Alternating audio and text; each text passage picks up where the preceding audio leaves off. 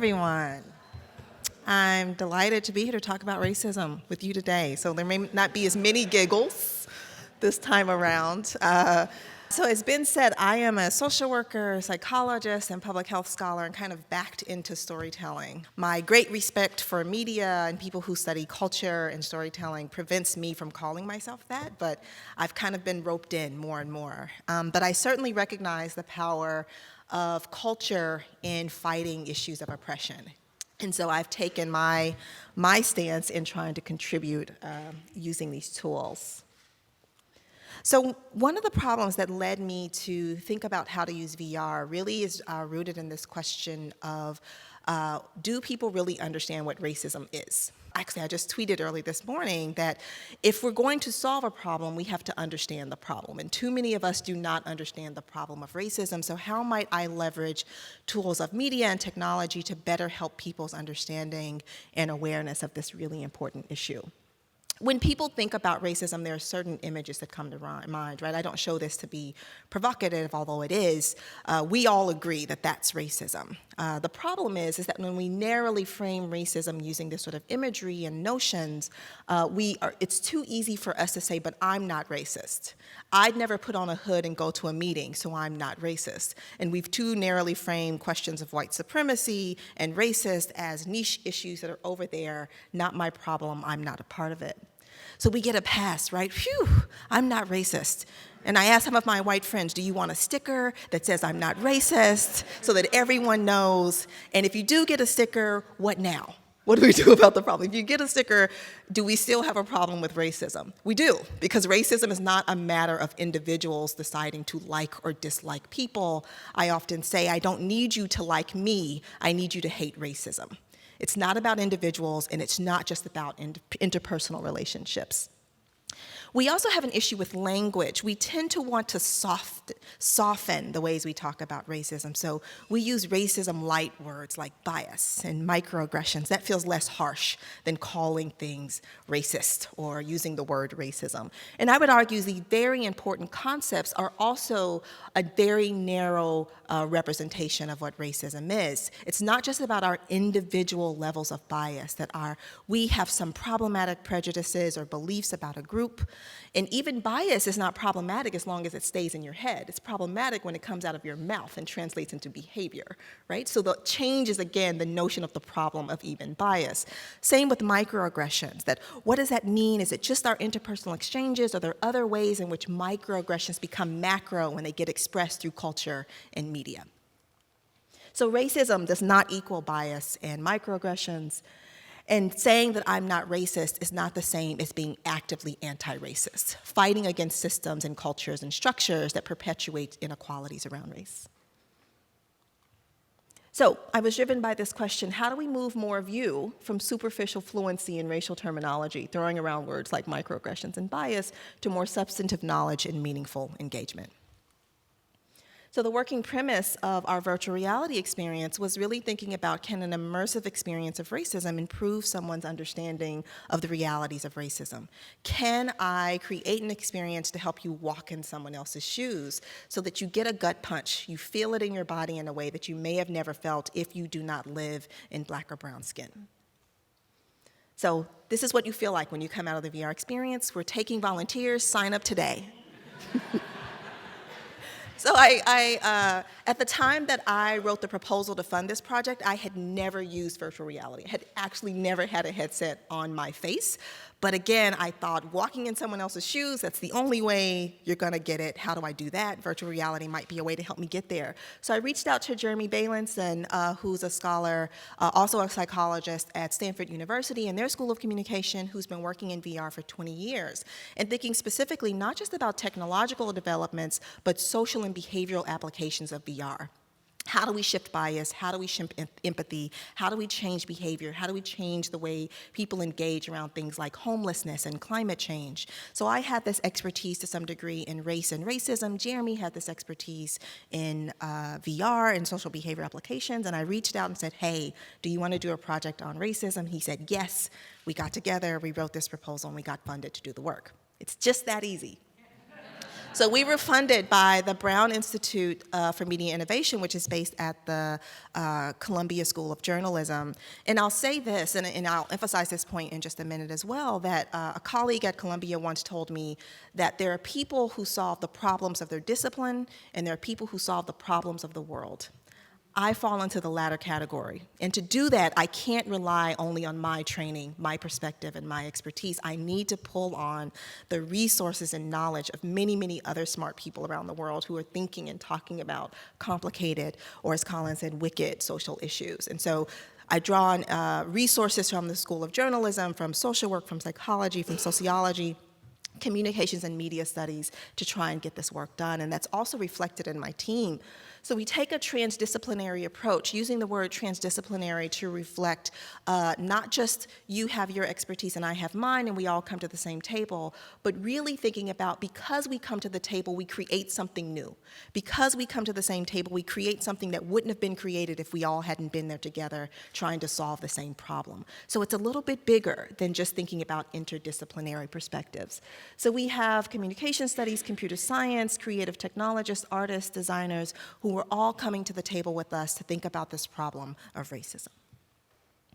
What we created is a first-person point of view experience through the eyes of Michael Sterling. You're the same Black male as a child, an adolescent, and as an adult, experiencing racism in different contexts over time.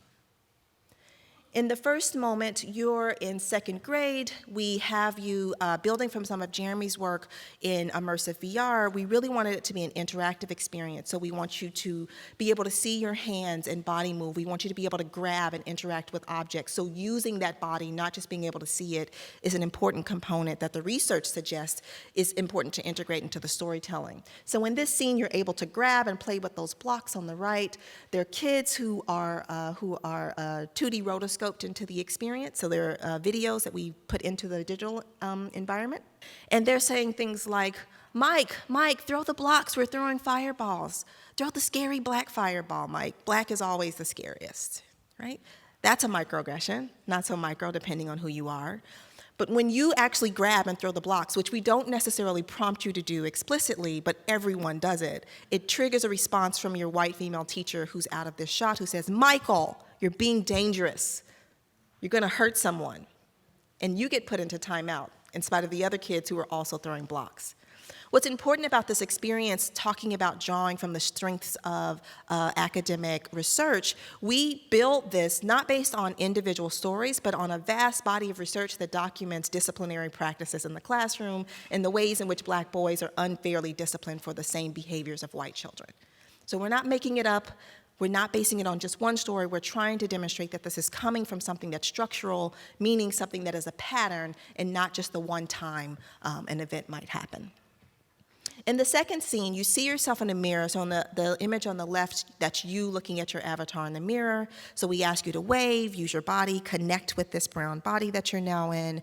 And this is also an important part of interactive VR experiences based on the research, to be able to, again, see your body and see the body move. But you see yourself transition into this older version of yourself. You're now in your teenage bedroom where you're able to toss a basketball around and look at posters and your snowboard. You also see a news alert on your computer screen that says an unarmed Black teen has just been killed by a police officer. You receive a message from your friend who's white and waiting downstairs for you. You go downstairs, and your friend is rushing you because you're running late for a game.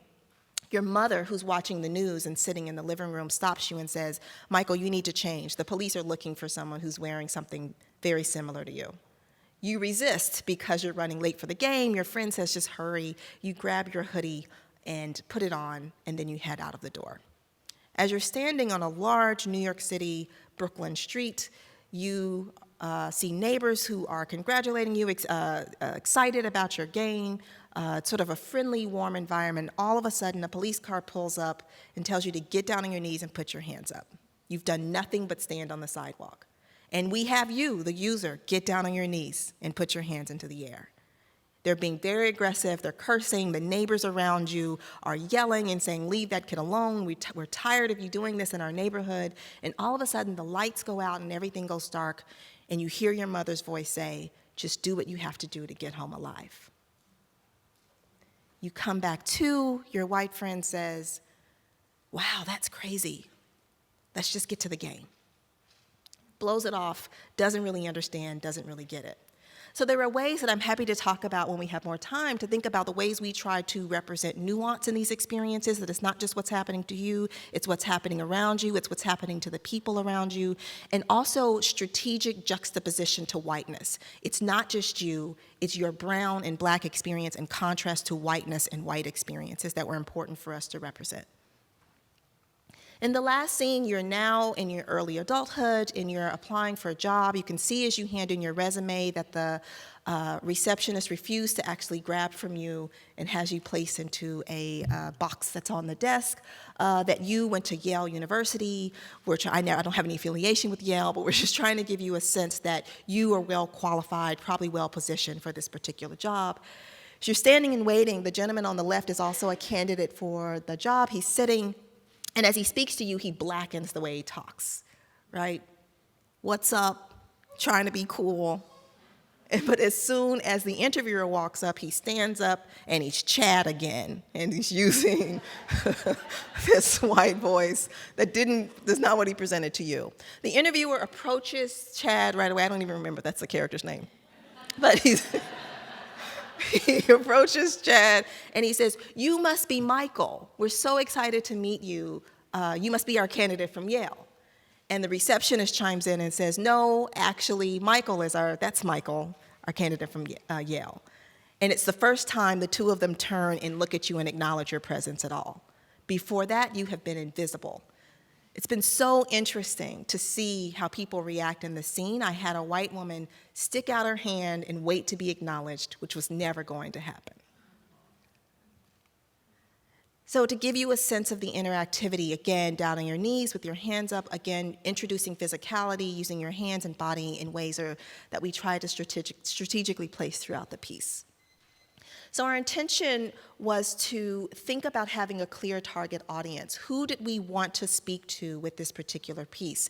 And I deliberately want to target white liberals. I used to have a slide of a white choir standing behind me because people would say, "Aren't you preaching to the choir?" And I say, "Absolutely. I'm talking to the white liberal choir," because I think this is the choir that's most likely to truly espouse beliefs of justice and equality, but don't truly understand the nature of racial injustice and racial inequality. I think it's the needle that we're most likely to move and an important needle to shift. I was also willing for VR not to be the way. Form agnostic, as Jen said. But I thought that it might be necessary for telling this kind of story to give you this sort of perspective, feeling, and experience.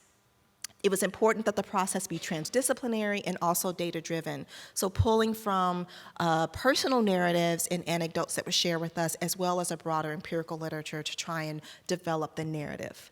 We also prioritized the narrative, the story, over the tech. It wasn't about VR. It was about trying to get the story right. Could we be authentic and meaningful and not be reductive and make this some silly little thing that happens in VR, as opposed to trying to represent something very complex and rich? Although I did have a white male who went through the experience recently who sent me an email and afterwards and said, "That was fun." Yeah. So we believe that achieving racial justice requires that we understand racism, not an understanding that emerges from intellectual exercise or even in the consumption or production of science, but rather a visceral understanding that connects to spirit and body as much as reason. Thank you.